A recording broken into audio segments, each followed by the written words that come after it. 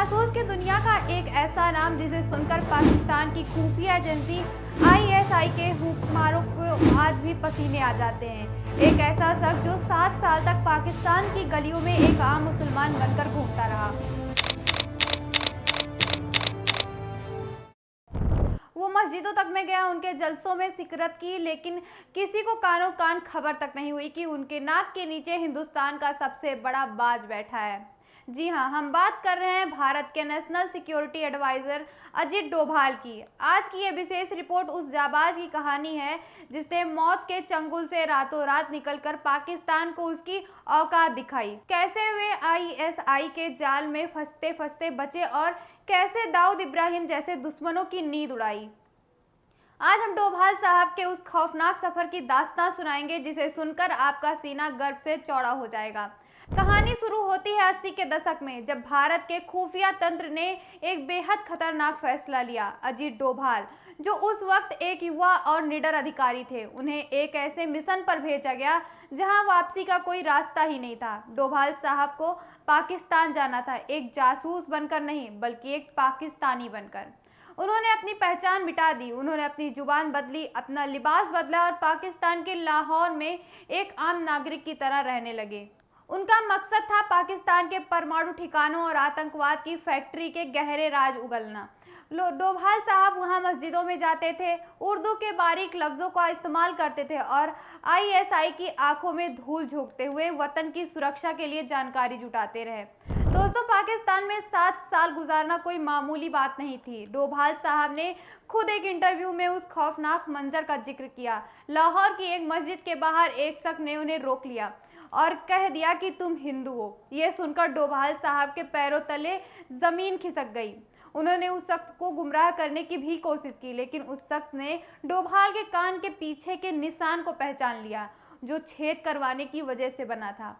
वो शख्स कोई जासूस नहीं था, लेकिन वो सच जान चुका था। उसे डोभाल साहब को एक कमरे में ले जाकर कहा कि मैं भी हिंदू हूँ, लेकिन यहाँ मुसलमान बनकर अपनी जान बचा रहा हूँ। उसने डोभाल को सलाह दी कि अपना ऑपरेशन जल्दी खत्म करे और कान का वो निशान प्लास्टिक सर्जरी से ठीक करा ले। ये वो लम्हा था जब मौत डोभाल साहब के बिल्कुल करीब थी, लेकिन उनकी किस्मत और हिम्मत ने उन्हें बचा लिया।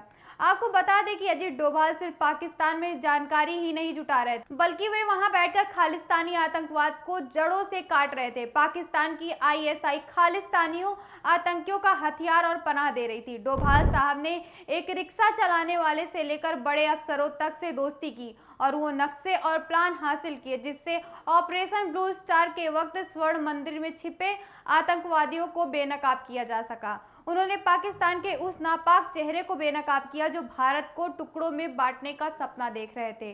डोभाल साहब की रडार पर सिर्फ आतंकी संगठन नहीं थे, बल्कि मुंबई धमाकों का गुनहगार दाऊद इब्राहिम भी था। दाऊद को पाकिस्तान ने दामाद की तरह पाल रखा था। कहा जाता है कि डोभाल साहब ने दाऊद के नेटवर्क को तबाह करने के लिए दुश्मन का दुश्मन दोस्त वाली रणनीति अपनाई। उन्होंने छोटा राजन जैसे गैंग को दाऊद के खिलाफ इस्तेमाल किया और कराची में दाऊद के ठिकानों को सटीक लोकेशन भारत को दे दी। डोभाल का खौफ दाऊद के दिल में इतना बैठ गया था कि उसने कई बार अपनी जगह तक बदली। डोभाल का एक ही मंत्र था कि दाऊद को पाकिस्तान की मिट्टी में ही दफन कराना है या उसे घसीट कर हिंदुस्तान लाना है। आज भी दाऊद अगर किसी नाम से कांपता है तो वो नाम अजीत डोभाल का है। जैसे जैसे डोभाल साहब का काम बढ़ता गया, आईएसआई को शक होने लगा। लाहौर और कराची की गलियों में उनके पीछे साए की तरह लोग लग गए थे। उनके घर की निगरानी होने लगी, लेकिन डोभाल साहब ने हार नहीं मानी। जब उन्हें लगा कि अब उनकी पहचान पूरी तरह उजागर होने वाली है और अगले 24 घंटों में वो पकड़े जाने वाले थे, आईएसआई के लोग उनकी मौत के घाट उतार सकते थे, तब उन्होंने एक बेहद फिल्मी अंदाज में वहां से निकलने का प्लान बनाया।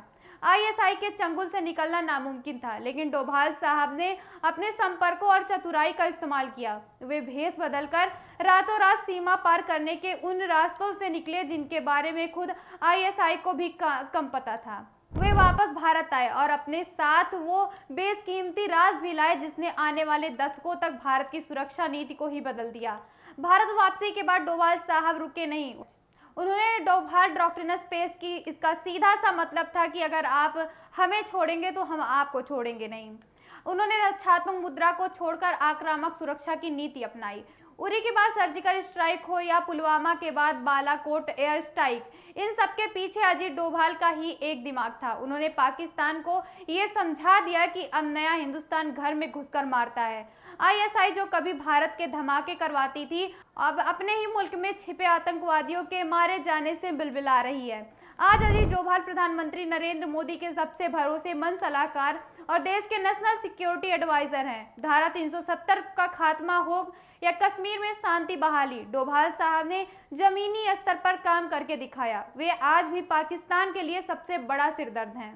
पाकिस्तान जो कभी हमें डराता था, आज कंगाली की कगार पर है और भारत दुनिया की 5वीं सबसे बड़ी अर्थव्यवस्था बनकर उभर रही है।